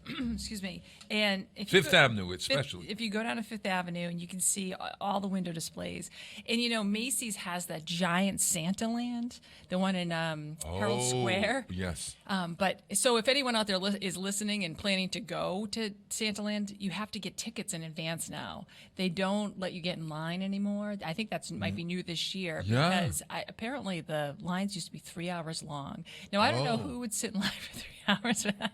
Yeah, Some people. No. But you can buy tickets in advance and have a reservation. So I think that's nice. It is a But it's great supposed thing. to be spectacular in there. Like They take a whole floor or part of a floor, and it's going through a village, and it's really wild. It would almost be like going to Disney World. And in fact, Heather, a friend of mine, was telling me that they were going to Disney World the day they were celebrating Thanksgiving, or they go there and they celebrate November, and one day they wake up and one day it's regular, and then the next day they wake up and it's decorated. Right. Like to the nines. So check that out as well. Okay, so what about restaurants in New York City? You probably have to make your reservations way ahead. Do you do that as a curated travel person? Yeah, I do. I can do all of your reservations for you if you'd like me to. You mean you could really? Yes. You could do my breakfast, lunch, and dinner? I could. So one of the things that I do, I will do soup to nuts for your trip if you'd like me to. Yeah. And excuse me, and research and make reservations at restaurants, depending on what you're looking for, if you have kids with you, because I already know a lot of restaurants that I send people to that I know are good. But also I have a really good network of people to contact to say, I need a restaurant in Madrid. Can anyone help me? And I can find something. So I don't always do that because people don't always want everything booked for them. Sure. But when they want me to, I do. Yeah, sure. yeah. In Disney World, let me just say one thing about Disney World. That we were talking about planning trips in advance. If you want to go to Disney World over Christmas, plan a year in advance. At least. Oh, yeah. Oh, yes. Really? And because do they get so booked that they don't say, they turn you away at the gate? They close the park. It's the busiest time of the year for Disney World, and they actually have days where they fill to capacity, and they have to. You don't send imagine people away. that they're saying, "Oh, sorry, you can't go in." I know, and I don't specialize in Disney, but there are some agents that do. Absolutely work with somebody, because you need to know when to call to make that breakfast with the princess reservation. Everything is timed. It's 30 days out, 60 days out, 90 days out. And if you don't hit it right, you won't get the reservation. That's how crowded it is and how packed it is. So if anyone want to, I would highly recommend working with someone, unless you want to spend half your life planning the vacation. Yeah. Or if you're planning it, to do it now for next year, I would say yes. Yeah. And have the best options. Although you wouldn't be able to do all of your reservations until, I think it's still 90 days before, for restaurants and things. But at least you would have a hotel. You need that hotel, and you could get your ticket to the park. Yes. Whatever. When you're going to Disneyland, do you think that you have to get tickets to Universal as well, or there's another Busch Gardens, or do you get all those, or is that overkill? I think it depends on how old your kids are. So I think we've talked about this before. I'm a huge fan of Universal because I love Harry Potter. I love everything they've done with Harry Potter there. But my kids are older, and it's roller coasters. It's really, the rides are a little bit more intense. And Disney World, although they have a few of those roller coasters and intense rides, it is for a younger crowd. It's a small world. It a is little a small waving world. of the hands through a boat that travels on a. Oh, never mind. Hey, everybody, it's 7:39 in the morning. Is Peter there, or is he listening? Hey, Peter, why don't we take a break? And we've been talking about New York. Let's play Mel Torme's Manhattan. This is Rodgers and Hart at its best, at their best. Rodgers and Hart song Manhattan.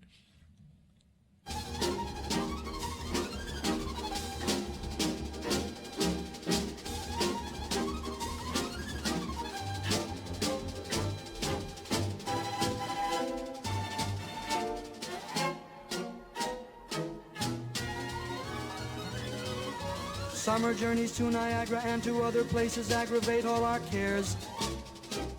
We'll save our fares. I've a cozy little flat in what is known as Old Manhattan.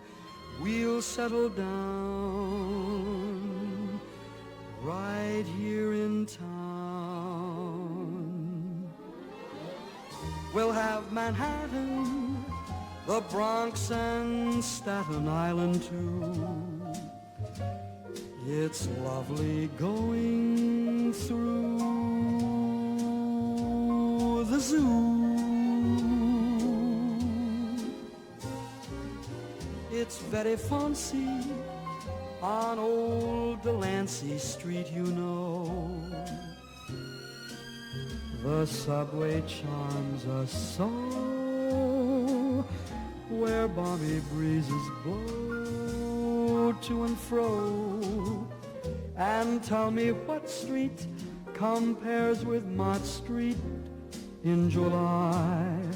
Sweet push carts gently, gently, gently gliding by. The great big city's a wondrous toy, just made for a girl and boy. We'll turn Manhattan into an Isle of Joy. A short vacation on Inspiration Point we'll spend, and in the station house we're bound to end. The great big city can never spoil the dreams of a boy and girl. We'll turn Manhattan into an Isle of Joy. Summer journeys to Niagara and to other places aggravate all our cares. We'll save our fares, 'cause we'll turn Manhattan into an Isle of Joy. We'll turn the big, big town into an isle of joy.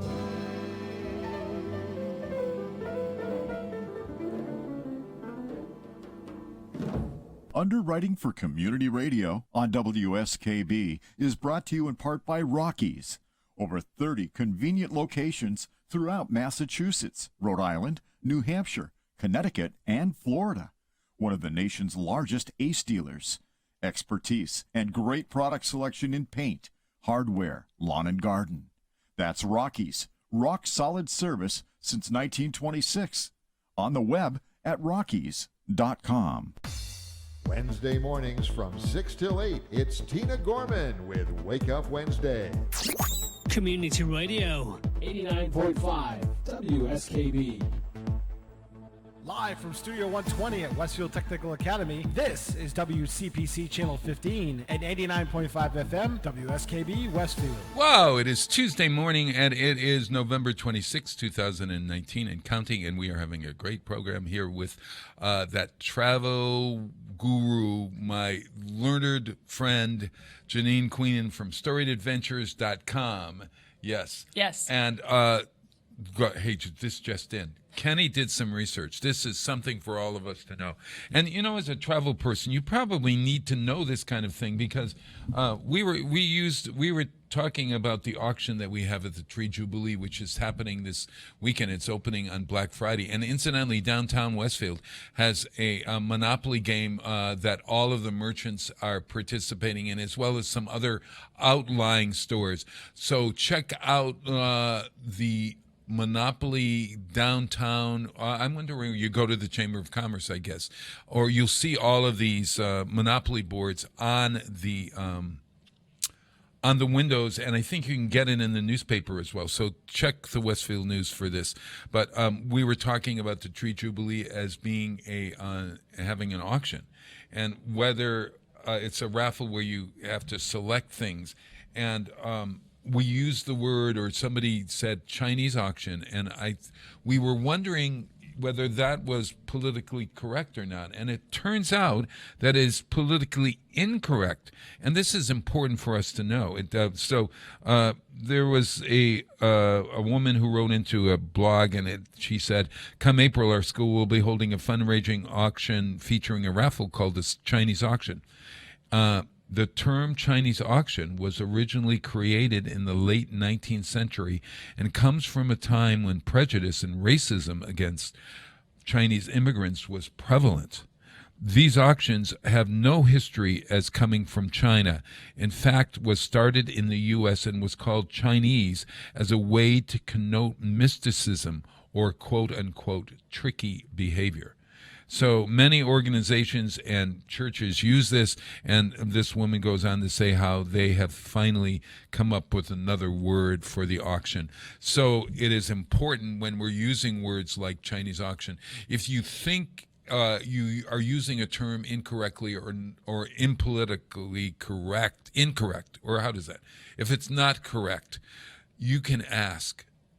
And you can ask anyone or go online and find out and then change your attitude or whatever, you know? Mm-hmm. It's 'cause if you're going to a foreign country, you need to know what might be offensive, or if you're going to a culture that is different, what do you say? How do you say? Right, you know? absolutely. Well, especially if you speak a different language, you most likely won't say something unless you know the language, but of course, there are ways about shaking hands or bowing or 1,000 different things. Chewing gum, things like that is either can be illegal or just super offensive. So if you're going someplace that is very different from where you live, it doesn't hurt to Google it. No, and just say, well, how should I act? What is something that is offensive? Because you wouldn't even think about. So gum, for example, in some places really hate gum, and in fact, it's illegal in Singapore, I believe. But my husband was in Taiwan, and he was a smoker. Maybe I shouldn't say that, but a long time ago, 20 years ago. Sure. So, but he still chews gum. And he was getting on the subway, he was at the train station, and a police officer came over to him and gave him a no with the gum type of thing, and told him to throw it away. Unbelievable. So that's just one example, but Yeah. it is easy to be offensive, but without realizing it. Well, I think how that we just about have to be something sensitive. like tipping? Yes. A gentleman was telling me about being in a foreign country. Oh, it was just this week, he was saying. And the waiter was saying no, no, no. And he was insistent because he felt guilty if he didn't leave a tip. Right. No, that's true. And you will offend people Yeah. in some places because, I was a waitress. Yeah. It's In a America, hard, it's a hard we job. go chasing you out on the Yes. street if you're not tipping. Well, it's a hard job, and here Yeah. we hardly waiters and waitresses are hardly paid anything. So the Yeah. tip is important. But in other countries, they're paid more. They're paid a real wage, They're recognized for their Right. value, Right. and it's a craft. It is a craft, so they don't expect a tip, and I think they're offended by it. But it's hard to know. It's hard to know, and plus, Americans, we like if we get really good service. A lot of us do like to give a tip. Oh, yeah. But yeah, some places it's Yeah, or if it's included in the package or whatever, tipping more. Am I guilty for not tipping if it's included in the package? No, That's the you other shouldn't. You question. shouldn't feel guilty for that if it's included in the package, or if it's included if you go on a cruise and Yeah. it's paid before. Do not feel bad about that, unless you really your porter is amazing. Yes. And you feel like you want to reward him or her, then by all means do so. But don't feel guilty about not doing it. Would it be incorrect or not nice to sort of say, "Hey, I'd like to give you a tip. Would you be able to accept a tip from me?" In that circumstance, it's probably the policy of the company they work for whether or not they can accept a tip, because some places they can't. Sure. Some of really nice hotels, 5-star hotels, will not take a Right. tip from you because it's not against the rules. Right. But I guess it's case by case. How many times have I seen somebody sort of fold a $20 bill, I don't know what kind of bill, a dollar bill in their hand and hand it to somebody and shake their hand? It's sort of like a drug deal, because they didn't want that person to not be tipped or be tipped more, or maybe they want a better table. Right. Right. I always find that kind of offensive it's for us to pay in order to be brought to the head of the line. I mean, that always got me in New York when I know. that's somebody trying to pay their way to get in rather than stand in line, buddy, like everybody else. Well, years ago, I flew home from Florida with my kids. They were young, by myself. My husband had to go for business somewhere. He flew from there for business. Yeah. So I had the 2 little kids, all my luggage. So I went and I dropped curbside. And I did tip the person who checked me in. At first, he was ignoring me, blowing me off, and then I gave him a nice tip, and he was like, "Oh, ma'am!" And yes. he grabbed my luggage, he helped me carry everything. Yeah. So that was nice, I have to admit. Oh yeah. Oh, I was at Starbucks the other day, and I ordered a latte or something, and they said, "Oh no, I ordered a panini." And they said, "Oh, I'm so sorry, we don't have the panini." I said, "Oh gosh, I was really looking forward to this. What else do you have?" And I went, "Oh no." So I ordered the coffee, and the guy came and gave me the coffee, and then I gave him the $20 bill for the coffee, and he said, "Thank you." And I said, he said, "No, the coffee is on us because we don't have the panini, and our manager to tip you or to give you this for free." And I said, "Oh, please, you've got to accept something, but I don't want you to take the whole 20." I'll take some change. Yeah, but I thought that was really kind that they didn't have something, and then they said, "Give me a free cup of coffee for it." But Yeah. don't be trying that now, everybody. Well, Yeah. nice service is beautiful. Yeah, I mean, yeah. really. I mean, some people take a lot of pride in their work and making sure that their guests, because Do you have nice educate experience. folks, like, for instance, when you take a trip to the airport, to tip the cab driver, and how much or what? I mean, how do you know how much to tip, and what is the going rate? Is everybody now tipping at 20%?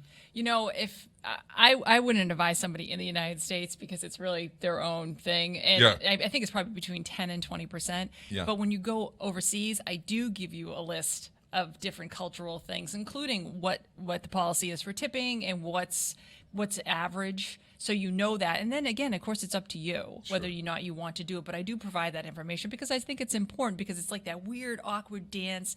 What do I do? Someone, my you know, God. even if you're How do slipping you, in how your do you hand. say it? What do you Right. what do you do? You know.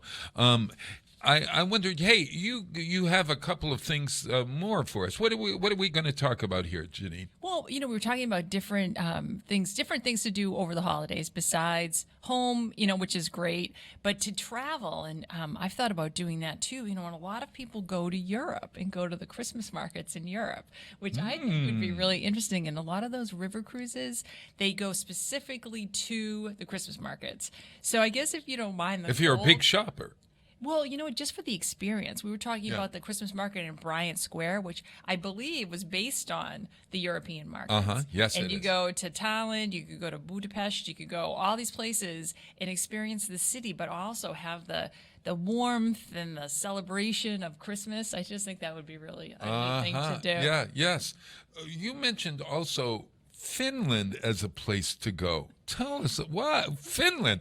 When was the last time? I mean, I love Finnish pancakes. Do they call them Finnish pancakes in Finland? They probably call them just pancakes. Right. Yeah. Exactly. Yeah, Finnish pancakes over at the Big E. I think in one of the buildings they have they're like little strings or something. You know what a Finnish pancake is? No, I don't know that actually. Yeah, look that up, I everyone. will. Yeah.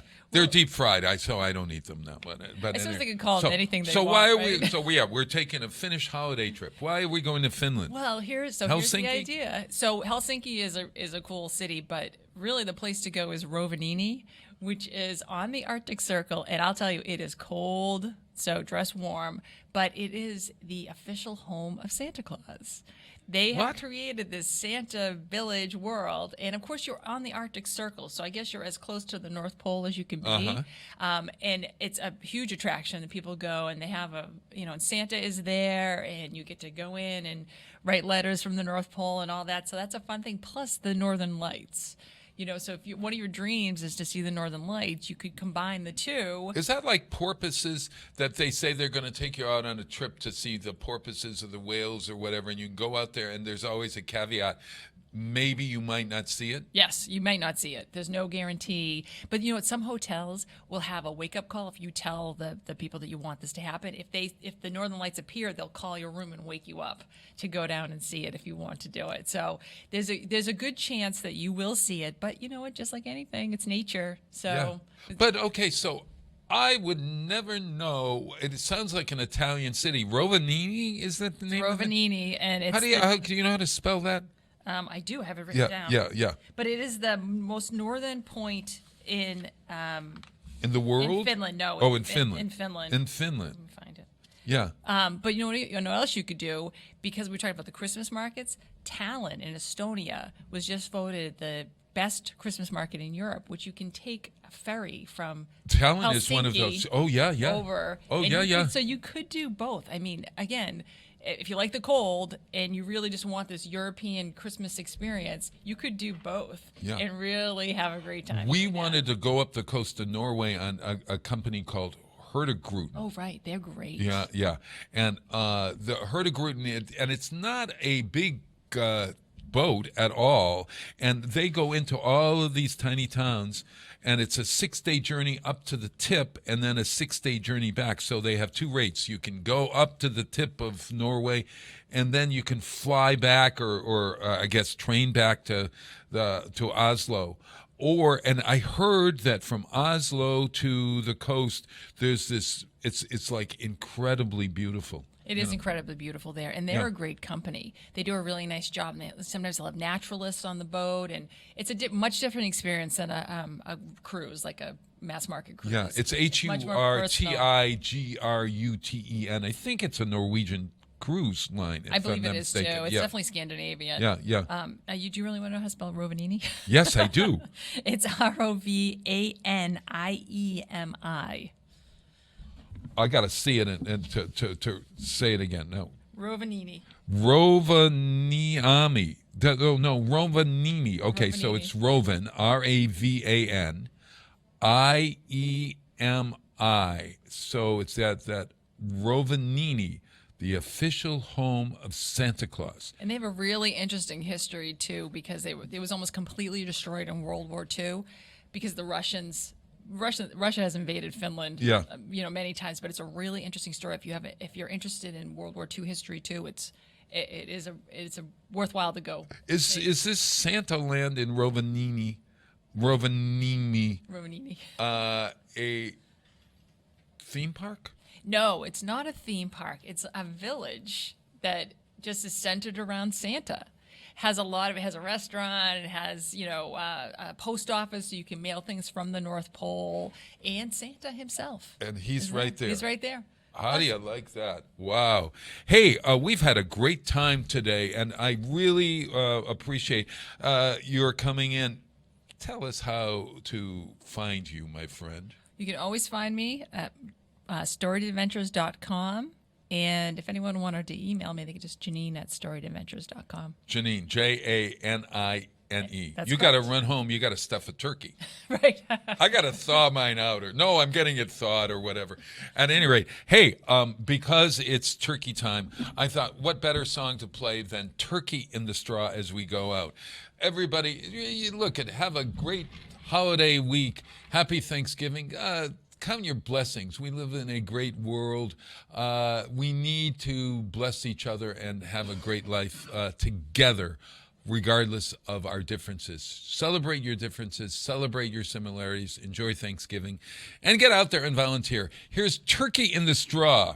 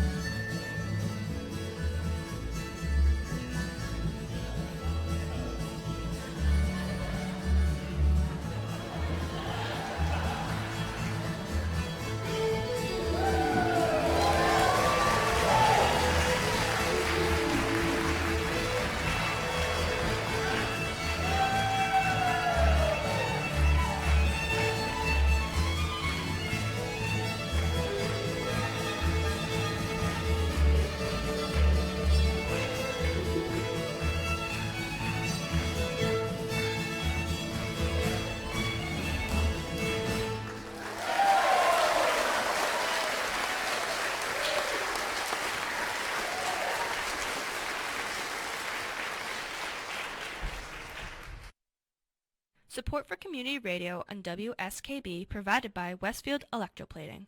Employing over 140 skilled platers, painters, and technicians, Westfield Electroplating was founded in 1946 and was the first company in the country to achieve National Aerospace and Defense Contractor Program accreditation, proudly maintaining that status for over a decade. Westfield Electroplating provides over 50 quality finishes to meet your corrosion, cosmetic, or performance needs. On the web at www.westfieldplating.com or 413-568-3716. Westfield Electroplating, putting the finishing touches on technology. Underwriting for Community Radio on WSKB is brought to you in part by Rockies. Over 30 convenient locations throughout Massachusetts, Rhode Island, New Hampshire,